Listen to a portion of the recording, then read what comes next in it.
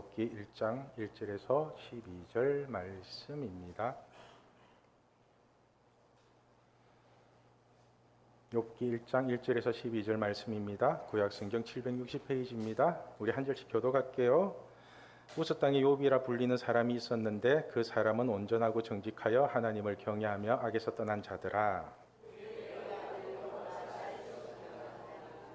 그의 소유물은 양이 7,000마리요 낙타가 3,000마리요 소가 500결이요 암나귀가 500마리이며 종도 많이 있었으니 이 사람은 동방 사람 중에 가장 훌륭한 자라.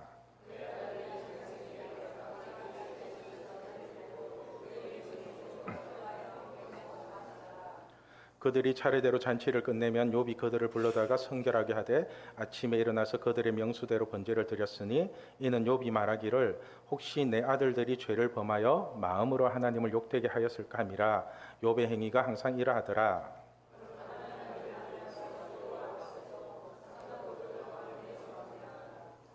여호와께서 사탄에게 이르시되 내가 어디서 왔느냐? 사탄이 여호와께 대답하여 이르되 땅을 두루 돌아 여기저기 다녀왔나이다.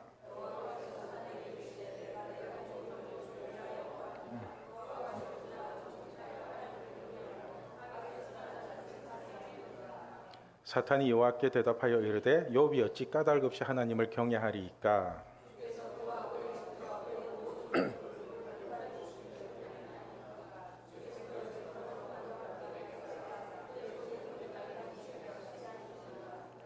이제 주의 손을 펴서 그의 모든 소유물을 치소서. 그리하시면 틀림없이 주를 향하여 욕하지 않겠나이까? 여호와께서 사탄에게 이르시되 내가 그의 소유물을 다 내 손에 맡기노라. 다만 그의 몸에는 내 손을 대지 말지니라. 사탄이 곧 여호와 앞에서 물러가니라. 아멘. 오늘은 전지전능하신 하나님을 끝까지 속일 수 있을까? 전지전능하신 하나님을 끝까지 속일 수 있을까라는 주제로 하나님의 마음을 알아가도록 하겠습니다. 학자들은 욥기를 해석할 때 신정론의 무게를 두고 해석을 합니다. 신정론이라는 게 뭐냐면 의인의 까닭 없는 고난을 어떻게 받아들여야 되냐는 거거든요. 선하신 하나님이 의인인 욥에게 왜 이런 아픔과 고난을 주냐는 것입니다. 그 근거로 드는 말씀이 오늘 본문 8절 말씀이거든요. 우리 8절 말씀 같이 읽을게요. 여호와께서 사탄에게 이르시되 내가 내 종 욥을 주의하여 보았느냐? 그와 같이 온전하고 정직하여 하나님을 경외하며 악에서 떠난 자는 세상에 없느니라. 하나님이 사탄에게 욥을 자랑합니다. 욥이 어떤 사람이냐면 그와 같이 온전하고 정직하여 하나님을 경외하며 악에서 떠난 자는 세상에 없다고 침이 마르도록 자랑을 합니다. 그런데 저는 사실 욥기를 읽을 때마다 느끼는 게 뭐냐면 욥이 어떻게 온전하고 정직하여 하나님을 경외하며 악에서 떠난 자라고 하나님이 말씀을 하시는지 도무지 이해가 되지 않는 것입니다.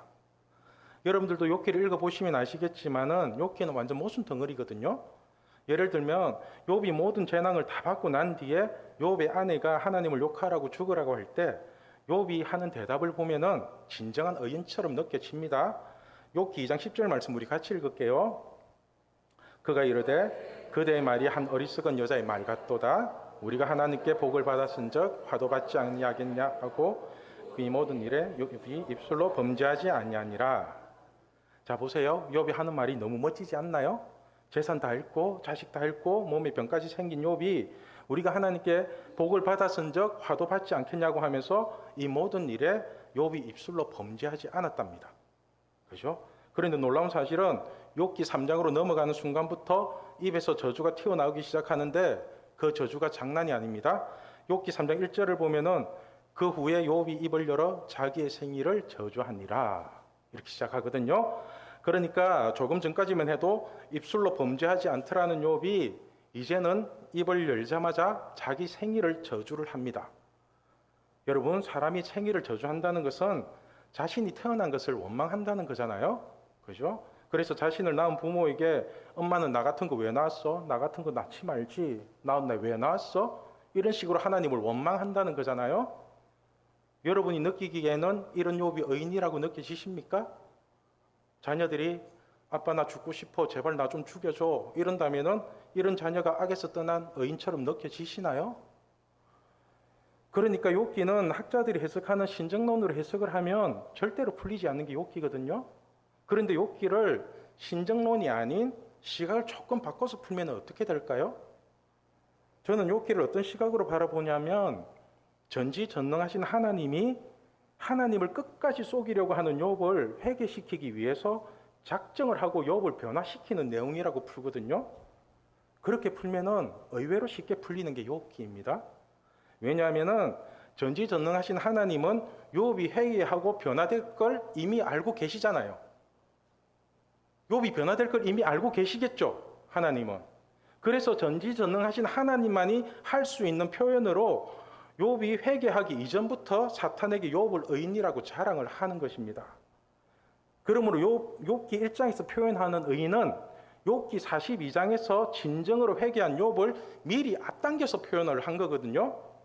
그래서 욥기 38장부터는 하나님이 아예 직접 개입을 해버리시잖아요. 욥기 38장 1절을 보면은 그때에 여호와께서 폭풍우 가운데서 욥에게 말씀하여 이르시되, 이렇게 직접 개입을 하시기 시작하면서부터 41장까지 계속해서 욥에게 폭풍 질문을 하세요. 네가 내 천지 창조할 때 있었냐고, 네가 뭘 아냐고, 그렇게 똑똑하냐고, 계속 그런 식으로 질문을 하시거든요. 사실 우리가 욥기를 읽다 보면은 하나님을 믿는다고 하는 사람들이 어떻게 하나님을 속이고 있는지, 그리고 얼마나 회개를 하기 싫어하는지를 정확하게 알 수 있습니다. 욥기는 총 42장으로 되어 있는데 먼저 5절에 욥이 회개하는 행위를 이렇게 기록하고 있습니다. 우리 1장 5절 말씀 같이 읽을게요. 그들이 차례대로 잔치를 끝내면 욥이 그들을 불러다가 성결하게 하되 아침에 일어나서 그들의 명수대로 번제를 드렸으니 이는 욥이 말하기를 혹시 내 아들들이 죄를 범하여 마음으로 하나님을 욕되게 하였을까 함이라. 욥의 행위가 항상 이러하였더라. 그러니까 욥은 자신이 뭘 잘못했는지도 모르고 또 자식들이 뭘 잘못했는지도 모르면서 전지전능하신 하나님께 혹시나 하는 마음에 회개를 했다는 것입니다. 하나님, 혹시 저와 제 아들들이 잘못한 게 있다면 너그러운 마음으로 용서해 주시고 우리 가족들 아무런 문제 없이 잘 먹고 잘 살게 해달라고 이런 식으로 기도를 했다는 것입니다. 여러분들이 생각하기에는 이게 회개 기도인 것 같습니까? 자신이 뭘 잘못했는지도 모르면서 하나님께 혹시 내가 잘못한 거 있으면 다 용서해달라고 하면은 용서가 되겠어요? 예를 들면 우리 자녀들이 엄마 아빠 내가 뭘 잘못했는지 잘 모르겠지만 혹시나 내가 잘못한 거 있으면 다 용서해 주시고 저한테 계속 잘해 주세요. 이런 식으로 회개를 한다면은 여러분들은 계속 잘해주고 싶으신가요? 이게 하나님을 속이는 거거든요. 이게 우리의 속마음까지도 다 아시는 하나님한테 이른다는 것은 하나님을 희롱하고 하나님을 자기 마음대로 써먹겠다는 의미가 들어있는 거잖아요. 그죠? 사실 우리도 이런 식으로 기도를 많이 하죠. 그죠? 우리 나의 회개 기도는 하지도 않고 내가 원하는 거, 내가 갖고 싶은 거, 내가 잘 되는 거 이런 것만 구하는 경우가 많잖아요. 그런데 욥이 이런 식으로 기도를 하다가 어떻게 된지 아세요? 그 다음 장인 1장 6절부터 하나님이 사탄을 통해서 욥을 치기 시작하는데 진짜로 해도 너무 한다고 싶을 정도로 욥을 치십니다. 그 많은 재산 다 빼앗기고 자식들 다 죽고 자기 몸은 병들어서 죽을 둥 말 둥 하고 있는데 아내란 여자는 이런 하나님 그만 믿고 하나님 욕이나 하고 죽으라고 염장이나 지르고, 그리고 친구라고 하는 세 사람들이 찾아와서는 위로한답시고 상처에 소금이나 뿌리고 있고, 진짜로 욥은 인간이 겪을 수 있는 모든 고난은 다 겪은 사람이거든요. 그런데 욥이 이렇게 많은 고난을 받은 이유가 뭔지 아세요? 회개를 정확하게 하지 않고 혹시나 하는 마음으로 끝까지 하나님을 속이려고 하니까 하나님이 열받아서 진짜 회개가 무엇인지를 가르쳐 주신 것입니다. 회개가 뭔지. 욥기 3장 25절 말씀을 보면은 고난 당하는 욥이 이렇게 고백을 합니다. 내가 두려워하는 그것이 내게 임하고 내가 무서워하는 그것이 내 몸에 미쳤구나. 그죠? 여러분 이렇게 말하는 욥이 너무 신기하지 않나요? 욥은 항상 하나님께 회개 기도를 하고 번제도 드리고 예물도 드리면서 하나님과 친하게 잘 지내는 것 같지만은 그 마음 속에는 어느 순간에 재앙이 닥칠지도 모른다는 무서움과 두려움이 항상 있었다는 것입니다. 항상. 여러분, 욥이라는 사람은 우리처럼 대충 기도하는 게 아니라 하나님께 드릴 수 있는 최고의 번제를 드리면서 회개를 하는데 그 마음 속에는 평안과 기쁨이 넘치는 게 아니라 알 수 없는 두려움과 무서움이 항상 있었다는 게 너무 신기하지 않나요? 그러니까 욥도 이런 식으로 회개하면 안 된다는 것을 대충 알고 있었다는 거죠. 그 마음에 끓임이 있는 거. 그래도 별일이 안 일어나고 그냥 대충 넘어가니까 이런 식으로 혹시나 하는 형식적인 회개만 계속해서 했다는 것입니다. 이것을 정확하게 표현하면은 욥은 자신의 잘못을 돌이키는 진정한 회개를 하는 것이 아니라 하나님이 주시는 복은 어떻게든 받겠다는 그 이기적인 마음으로 그렇게 하나님을 속이고 있었던 거거든요. 사실 이런 믿음이 마치 우리의 믿음 같지는 않나요? 제가 처음 하나님을 만났을 때 이렇게 믿었거든요. 회개는 대충 잘못했다고 넘어가고 내가 갖고 싶은 거, 내가 원하는 것만 해달라고 줄기차게 하나님께 기도를 했습니다. 그런데 이렇게 기도를 하면은 하나님은 또 못 이기는 척하면서 다 빼앗겨 주세요. 안 주면 되는데 그걸 다 빼앗겨 주세요. 그런데 이렇게 응답을 받으면요, 마음에 알 수 없는 불안함이 있어요. 불안함. 이거 받은 거 도로 다 빼앗길 것 같은 그런 느낌. 잠언 10장 22절을 보면 이런 말씀이 있습니다. 우리 같이 읽을게요. 여호와께서 주시는 복은 사람을 부하게 하고 근심을 겸하여 주지 아니하시느니라. 아멘. 한마디로 하나님이 주시는 응답은요, 근심을 겸하여 주시지 않기 때문에 그거를 받는 순간 항상 평안이 넘치고 기쁨이 넘치게 되어 있어요. 하나님 주시는 응답은요. 그런데 우리가 억지를 부리거나 땡깡을 부려서 하나님 것을 빼앗듯이 얻게 된다면은 내가 원하는 걸 얻기는 얻었는데 그렇다고 마음까지는 좋지 않거든요. 어쩌면 욥도 이런 마음이었던 것 같습니다. 하나님께 복을 받아서 좋기는 좋은데 그래도 뭔가 하나님과 진짜로 해결을 해야 될 것 같은 그런 느낌. 하나님과 쇼부를 본다고 하는 그런 느낌 아세요? 여러분은 회개를 하긴 해야 될 것 같은데 진짜로 회개를 하게 되면은 나에게 너무 큰 피해가 올 것 같아서 망설이고 있는 그런 자신을 본 적이 있으신가요? 저는 있거든요. 예를 들면은 우리가 어릴 때 부모님한테 속이는 부분이 있어서 솔직하게 말하고 싶은데 그런데 솔직하게 말하고 나면은 끊임없는 잔소리에 엄청나게 혼날 것 같은 그런 느낌 아시죠? 그죠? 그렇다고 말 안 하고 있자니 계속 불안하고 그래서 말도 못하고 끝까지 속이면서 끙끙 앓고 있을 때가 있거든요. 이럴 때 부모가 먼저 접근을 하면서 말을 걸잖아요. 뭐 하고 싶은 말 없니? 뭐 할 말 없니? 이렇게 묻잖아요. 어쩌면 욥이 이런 상태였던 것 같습니다. 솔직하게 털어놓고 싶은데 털어놓지도 못하고 그렇다고 하나님을 끝까지 속일 수도 없고. 그런데 여러분, 우리가 하나님을 속이는 회개가 아닌 정직한 회개를 하면 어떻게 되는지 아세요? 정직하게 하나님 저 잘못했어요 이러면은 우리가 전지전능하신 하나님께 정직한 회개를 하면요, 살아계신 하나님을 만나게 됩니다. 살아계신 하나님을요. 욥기 42장을 보면은 욥이 혹시나 하는 회개가 아닌 정직한 회개를 하니까 진짜로 살아계신 하나님을 만나게 되거든요. 먼저 5절 말씀을 보면은 욥이 이렇게 고백을 합니다. 우리 같이 읽을게요. 내가 주께 대하여 귀로 듣기만 하였사오나 이제는 눈으로 주를 배움나이다. 그러니까 42장 전까지의 욥은 하나님에 대해서 귀로만 듣기만 했대요. 귀로 듣는 하나님이었대요. 그래서 하나님께 혹시나 하는 마음으로 회개를 하고 혹시나 하는 마음으로 감사를 하고 혹시나 하는 마음으로 예배를 드리면서 그렇게 혹시나 나나 우리 가족들이 잘못되지는 않을까 하는 그런 두려움을 가지고 그렇게 하나님을 믿었대요. 예배 안 드리면 뭐가 잘못될까? 그 다음에 회개 안 하면 뭐가 잘못되지는 않을까 하는 그런 두려움. 그런데 정직한 회개를 하고 보니까 남에게 듣던 하나님이 아닌 전지전능하신 하나님을 직접 만나게 되었답니다. 우리 6절 말씀 같이 읽겠습니다. 그러므로 내가 스스로 거두어드리고 티끌과 제 가운데서 회개하나이다. 그러니까 욥은 이때까지 자신이 하나님을 잘 믿는다고 우겼던 혹시나 하는 마음이 잘못됐다는 것을 깨닫고 부끄러워하면서 하나님 앞에 정직하게 회개를 했다는 것입니다. 여기서도 알 수 있듯이 우리가 정직한 회개를 하면요, 살아계신 하나님을 만나게 됩니다. 하나님을 만나거든요. 그래서 교회를 다닌다고 하면서 이 사람 저 사람에게 전해 듣는 하나님이 아닌 진짜로 살아계신 하나님을 우리가 직접 만나게 된다는 것입니다. 여러분은 이렇게 살아계신 하나님을 만나고 싶지 않으신가요? 하나님? 그런데 사람들은 살아계신 하나님을 만나고 싶어 하면서도 정직한 회개는 하지 않는 것 같습니다. 왜냐하면 우리가 정직한 회개를 하게 되면 내가 원하는 것을 구하기보다는 하나님을 원하는 것을 구해야 된다는 걸 너무나 잘 알고 있거든요. 예를 들면은 제가 하나님께 계속 돈을 달라고 땡깡 부리듯이 구했을 때 하나님이 이렇게 물으셨거든요.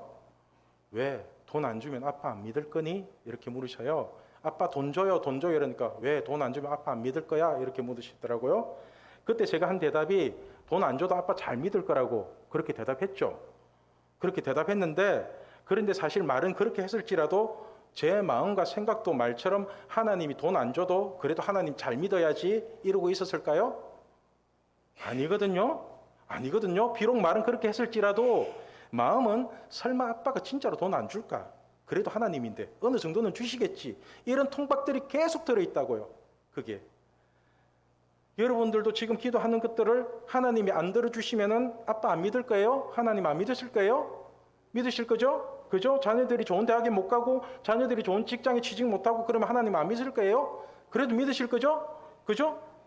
그런데 진짜로 안 해줘도 돼요? 좋은 대학 안 들어가게 하고 막 좋은 직장 안 주고 그래도 계속 믿으실 거예요? 어때요? 뭐 어떻게 해줘야 될까요? 들어줘야 돼요? 안 들어줘야 돼요? 그죠? 이런 게 혹시나 하는 마음이거든요. 이런 게. 이 마음이 항상 들어있어요. 저는 기도할 때마다 이런 갈등이 항상 있었던 것 같습니다. 아버지의 뜻대로 되기를 원한다고 하는데 속마음은 내 뜻대로 되기를 원하는 마음이 항상 있었다고요. 항상 있었어요. 항상. 이처럼 우리는 회개를 하든 간구를 하든 뭐를 하든 겉으로는 하나님을 속이고 속으로는 내 뜻대로 되기를 하는 마음이 항상 들어있는 것 같습니다. 그죠? 그래서 전지전능하신 하나님을 마음으로 속이고 생각으로 속이고 행동으로 속이면서 우리는 하나님을 속이고 있다는 사실조차도 인지하고 못하고 있는 것 같아요. 이게 속이는 거라는 것도. 우리가 행동으로 하나님을 속이는 것을 외식이라고 합니다. 그죠? 그리고 마음으로 생각으로 속이는 것을 사기친다고 하죠. 그죠? 사기칠 때 그렇게 하잖아요. 잘해주면서 이렇게 생각하고 저 돈 다 빨아먹어야지 이렇게 가잖아요. 외식하고 하나님께 사기치는 대표적인 예가 바리새인들이거든요. 바리새인들. 사실 예수님이 바리새인들을 보면서 독사의 새끼라고까지 욕까지 하면서 싫어하셨던 이유도 이 바리새인들은 회개할 생각조차 하지 않고 끝까지 하나님을 속이려고 했기 때문이거든요. 끝까지 하나님 속이려고 해요. 예수님이 대놓고 외식하지 마라, 하나님께 사기치지 말라고 하는데도 이놈의 바리새인들은 끝까지 자기들이 잘났다고 자기들이 맞다고 우기거든요. 누가복음 5장을 보면은 예수님이 세리인 레위를 부르는 장면이 나옵니다.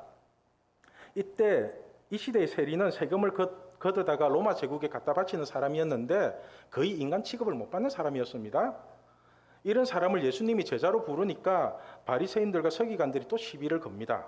누가복음 5장 30절 말씀을 보면은 바리새인들과 그들의 서기관들이 그 제자들을 비방하여 이르되 너희가 어찌하여 세리와 죄인과 함께 먹고 마시느냐. 그죠? 바리새인들은 자신들이 의인이라고 생각하기 때문에 세리와 죄인들과는 상종을 안 하는 사람입니다. 그런데 하느님의 아들이라는 사람이 의인인 자신들과는 상종을 하지 않고 자꾸만 죄인들하고 노니까 계속해서 시비를 거는 겁니다. 이 말씀을 듣고 예수님이 하시는 말씀이 걸작입니다. 우리 31절, 32절 말씀 같이 읽을게요. 예수께서 대답하여 이르시되 건강한 자에게는 의사가 쓸데없고 병든 자에게라야 쓸데있느니라. 내가 의인을 부르러 온 것이 아니요 죄인을 불러 회개시키러 왔노라. 아멘. 여러분, 예수님이 뭐 때문에 오셨다고 말씀하십니까? 왜 오셨어요? 그죠? 죄인들을 불러서 회개시키러 오셨답니다. 우리들 소원이나 들어주시고 우리 자녀들 잘 되게 해주시려고 오신 게 아니라 죄인들을 불러서 회개시키려고 오셨대요. 그런데 우리는 우리를 회개시키러 오신 예수님께 회개할 생각은 하지도 않고 우리가 원하는 거 다 들어달라고 땡깡이나 부리고 있는 경우가 많거든요. 이처럼 우리가 원하는 목적과 예수님이 우리에게 접근하는 목적이 완전히 다르기 때문에 우리는 계속해서 정직한 회개가 아닌 하나님을 속이는 회개를 하고 있는 것 같습니다. 31절 말씀을 보면은 건강한 자에게는 의사가 쓸데없고 병든 자에게라야 쓸데있다고 말씀을 하십니다. 그러니까 예수님은 우리의 병을 고쳐주시기 위해 접근을 하는데 우리가 병이 없다고 속이고 아픈 데가 없다고 속여버리면은 예수님은 우리의 병을 고쳐주실 수가 없게 되는 것입니다. 그렇죠? 환자는 의사에게 정확한 정보를 줘야 되고 그래야지 그 부분을 깨끗하게 치료할 수가 있는데 그런데 우리가 그 부분을 감추거나 속여버리면은 치료 자체가 할 수가 없게 되잖아요. 그래서 그 치료도 엉터리가 되는 거고. 그래서 예수님도 바리새인들은 회개시키지 못하고 그들의 손에 죽으신 것이잖아요. 그들의 손에. 여러분, 우리가 믿는 하나님은 전지전능하신 하나님이라는 사실을 알고 계신가요? 그죠? 그렇다면은 사람이 전지전능하신 하나님을 속일 수 있을까요? 없을까요? 없죠. 당연히 속일 수 없겠죠. 그죠? 전지라는 게 모든 것을 다 알고 있으며 전능이라는 게 모든 것이 다 가능하다는 뜻이잖아요. 그런데 사람들은 전지전능하신 하나님을 믿는다고 하면서도 욥처럼 하나님을 끝까지 속이려고 하거든요. 욥처럼. 성경을 보면은 하나님이 싫어하는 죄가 몇 가지 있는데 그 중에서 가장 싫어하는 죄가 뭔지 아세요? 하나님이 가장 싫어하시는 죄. 그게 바로 교만이거든요. 교만. 여러분, 예수님은 교만할까요? 겸손할까요? 겸손하시죠? 그죠? 그런데 예수님이 하시는 말이나 행동을 보면은 겸손해 보이는가요? 잘 모르시나요? 나이도 어린 30대 초반의 청년이 자신이 하나님의 아들이니까 나만 믿고 따르라고 그러고 회개하라 천국이 가까웠다고 그러고 바리새인들에게는 너희들 그따구로 믿으면 지옥 간다고 그러고 욕이나 하고 그러시는 그 30대 청년의 예수님이 겸손해 보여요? 교만해 보여요? 어떤 것 같아요? 여러분, 교만은 뭐고 겸손은 뭘까요? 교만과 겸손? 이거 잘 들으세요. 굉장히 중요한 건데요. 한 번은 제가 하나님께 교만이 뭔지 겸손이 뭔지를 여쭤봤습니다. 제가 교만과 겸손에 대해서 제가 하나님께 들은 말씀 그대로 대언해 드릴게요. 아빠, 교만이 뭐예요? 이렇게 물으니까 아빠가 하시는 말씀이 교만은 내가 나를 속이고 마귀가 나를 속이는 게 교만이래요. 내가 나를 속이고 마귀가 나를 속이는 게 교만이거든요. 그래서 결국은 속일 수 없는 하나님까지 속이려고 하는 게 교만이래요. 아시겠어요? 그리고 겸손은 아빠 그럼 겸손은 뭐예요? 하니까 겸손은 이 속이는 것을 인정하는 게 겸손의 시작이래요. 겸손한 것도 아니고 이제 그 겸손을 시작하는 거래요. 아빠 내가 이렇게 속이고 있었네요. 아빠 잘못했어요. 이렇게 하는 겸손의 시작이고 그리고 그 속이는 부분을 정직하게 회개하고 하나님 품으로 들어가는 게 겸손이에요. 그래서 하나님을 잘 믿지도 않는 사람이 하나님을 잘 믿는다고 하는 게 교만한 거고요. 하나님을 잘 믿고 있는 사람이 하나님 잘 믿는다고 얘기하는 게 겸손한 거래요. 그래서 예수님이 겸손한 거예요. 정직하시잖아. 하나님을 속이는 부분이 하나도 없잖아요. 제가 이 교만과 겸손에 대한 음성을 듣고 성경의 50% 이상이 풀려버렸거든요. 이 음성 듣고 성경의 50%가 그냥 풀려버렸어요. 왜냐하면 이 음성을 듣고 난 뒤에 성경을 읽을 때마다 성경의 인물들이나 이스라엘 백성들이 하나님을 어떻게 속이는지가 보이고요. 마음으로 속이고 행동으로 속이고 생각으로 속이는 게 다 보여요. 한번 여러분 읽어보세요. 진짜로. 그리고 또 하나님이 이 교만한 사람들을 어떻게 대하는지 그들을 어떻게 변화시키는지가 다 보인다고요. 그러면서 느끼시는 게 제가 얼마나 하나님을 잘 속이고 있었는지 저의 추악한 모습이 적나라하게 다 드러나더라고요. 제가. 그래서 욥기도 주석서나 학자들이 얘기하는 신정론으로 푸는 게 아니라 교만과 겸손이라는 정확한 기준을 가지고 풀면은 가장 쉽게 풀리는 게 욥기거든요. 욥기. 오늘 말씀의 제목이 전지전능하신 하나님을 끝까지 속일 수 있을까? 전지전능하신 하나님을 끝까지 속일 수 있을까입니다. 여러분, 하나님과 우리의 관계는 처음부터 친한 친구처럼 친밀한 관계가 아니라 의인과 죄인의 만남처럼 굉장히 어색하고 거리감이 있는 관계로 시작을 합니다. 처음부터 아버지와 아들의 관계가 아니잖아요. 죄인과 의인의 만남이잖아요. 그리고 죄인들의 특징은 거짓말 잘하고 사기 잘 치고 무엇보다도 하나님을 잘 속이려고 한다는 것입니다. 왜? 하나님이 다 갖고 있으니까 저거 조금만 뺏어도 되는데 하는 그게 있다고요. 항상. 예를 들면 우리에게 100개의 죄가 있다면 그 100개의 죄만큼 하나님과 거리가 생기게 되잖아요. 죄 하나에 1m만 잡아도 100m 정도는 멀어져 있다고요. 하나님과. 그래서 죄인인 우리가 죄 없으신 하나님께 가까이 가기 위해서는 내가 붙잡고 있는 죄를 스스로 놓고 하나님께 가까이 가야 되는 거거든요. 내가 놓고 가는 거예요. 하나씩 하나씩. 만약에 여러분이 돈을 붙잡고 있다면 그 돈을 놓고 하나님께 가야 되는 것이고요. 여러분이 학력을 붙잡고 있다면 학력을 놓고 하나님께 가야 되는 것이고요. 그리고 자신만이 알고 있는 또 다른 무언가를 붙잡고 있다면 그렇게 붙잡고 있는 그것을 내려놓고 하나님께 가야 되는 거거든요. 그런데 우리는 자신이 마음으로 붙잡고 있는 욕심을 하나님이 모르시는 줄 알고 끝까지 하나님을 속이려고 하는 것 같습니다. 그래서 우리가 하나님께 회개를 한다는 것은 이렇게 하나님을 속이면서 자신이 마음으로 붙잡고 있는 죄를 하나님 앞에 정직하게 내려놓는 것이 진정한 회개거든요. 갈라디아서 6장을 보면은 하나님을 업신여기지 말라고 경고를 하십니다. 우리 7절 말씀 같이 읽을게요. 스스로 속이지 말라. 하나님은 업신여김을 받지 아니하시나니 사람이 무엇으로 심든지 그대로 거두리라. 아멘. 여러분, 스스로를 속이지 말랍니다. 그 이유가 하나님은 업신여김을 받는 분이 아니기 때문이래요. 조금 전에도 말씀을 드렸듯이 교만이라는 게 속이는 거잖아요. 내가 나를 속이고 마귀가 나를 속이고 그래서 속일 수 없는 하나님을 속이고, 그런데 하나님은 이렇게 속인다고 해서 뭔가 달라지는 게 아니라 심는 그대로 거둔다고 얘기를 하시거든요. 심는 그대로 거둔다고. 그게 뭐냐면 8절에 자기의 육체를 위하여 심는 자는 육체로부터 썩어질 것을 거두고 성령을 위하여 심는 자는 성령으로부터 영생을 거두리라. 그러니까 우리가 육체를 위해서 구하면 썩어질 것만 거두게 되고요, 자신의 영혼을 위해서 구하면 영생을 거두게 되거든요. 그런데 우리는 육체를 위해서 심으면서도 영생을 거두겠다고 하고 있거든요. 이게 속이는 거잖아요. 이게 하나님을 업신여기고 하나님을 속이는 거라고 말씀하시거든요. 그래서 우리가 기도를 하더라도 정직한 기도를 해야 되고요, 회개를 하더라도 정직한 회개를 해야 문제가 해결되는 것이지, 욥처럼 하나님을 속이는 회개나 하나님을 속이는 기도를 하게 되면은 오히려 문제가 더 커지고 죽도록 고생만 하는 경우가 많아진다는 것입니다. 여러분, 사람들이 자신을 어떻게 속이고 하나님을 어떻게 속이는지 아세요? 어떻게 속이는지?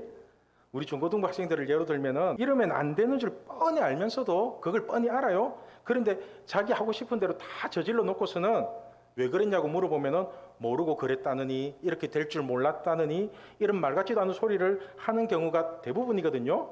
그죠? 그런데 진짜로 몰랐을까요? 진짜로 몰랐을까요? 사람들이 모르고 짓는 죄가 있을까요? 누군가 대화를 하더라도 저 사람이 어떻게 나올지 반응을 보면서 얘기를 하는데 아무 생각 없이 죄를 짓는다고요? 여러분들도 자녀들이 부모를 속이려고 할 때 뭔가 이상한 낌새가 있는 거 아시죠? 쟤들 뭔가 사고 치겠다 이런 느낌 아시잖아요? 제가 한 번은 우리 중고등부 학생들에게 이런 부탁을 했습니다. 제발 나 좀 속이지 말아달라고. 제발 나 좀 속이지 말아달라고. 내가 너를 사랑하고 내가 니들을 살리겠다고 그렇게 덤비는데 네가 나를 끝까지 속이려고 하면은 내가 해줄 게 없지 않냐고. 어떻게 해주냐고. 그리고 네가 나를 끝까지 속이려고 하면은 이때까지 같이 밥 먹고 같이 놀면서 그렇게 친하게 지냈던 모든 것들이 전부 가짜가 돼버린다. 전부 거짓이잖아요. 그러니까 제발 나 좀 속이지 말라고 부탁을 한 적이 있거든요. 여러분, 우리 하나님도 똑같은 마음입니다. 우리 하나님도 우리가 하나님을 아빠 아버지라고 부르면서 하나님을 속이려고 한다면은 우리 하나님 마음은 어떨까요? 어떨 것 같아요? 여러분 자녀가 여러분을 계속 끝까지 속이려고 하면은 어떨 것 같아요? 마음이. 하나님은요, 우리를 살리기 위해서 독생자이신 예수님까지 죽이셨는데 우리는 왜 전지전능하신 하나님을 끝까지 속이려고 할까요? 그렇게까지 해서 우리가 가져야 될 게 이 세상에 있나요? 있어요? 여러분, 우리가 교만한 마음으로 끝까지 하나님을 속이려고 한다면은 하나님과는 절대로 친해질 수 없게 될 것입니다. 여러분이 하나님이라면은 사기꾼 같은 사람하고 친해지고 싶겠습니까? 그런데 우리가 하나님을 속이려는 이 교만한 마음을 인정하고 겸손한 마음으로 하나님께 용서를 구하면은 하나님은 반드시 여러분을 살려주실 것입니다. 왜냐하면 야고보서 4장을 보면은 하나님은 교만한 자를 물리치시고 겸손한 자에게 은혜를 주시겠다고 약속을 하시거든요. 우리 6절 말씀 같이 읽겠습니다. 그러나 더욱 큰 은혜를 주시나니 그러므로 일렀으되 하나님이 교만한 자를 물리치시고 겸손한 자에게 은혜를 주신다고 하였느니라. 아멘. 여러분, 우리가 하나님을 속이려고 하는 마음을 물리치고 정직한 마음으로 회개를 하면 하나님은 우리의 죄를 용서해 주시고 은혜를 더하여 주시겠다고 약속을 하고 계십니다. 그러니까 욥처럼 끝까지 하나님을 속이려고 하지 마시고 하나님을 속이고 있는 모든 것을 인정하고 고백하면 좋겠습니다. 그러면 우리가 어떠한 잘못을 했더라도 다 용서받게 될 것입니다. 이것이 하나님이 우리를 죽기까지 사랑하시는 하나님의 은혜거든요. 저는 우리 신앙교회 식구들이 교만이 무엇인지 겸손이 무엇인지를 반드시 기억하여 하나님을 끝까지 속이는 교만한 자녀들이 아니라 자신의 잘못을 인정하고 하나님께 용서를 구하는 겸손한 자녀들이 되어서 하나님이 주시는 모든 좋은 것을 받아 누리는 존귀한 주의 자녀들이 되길 소망합니다.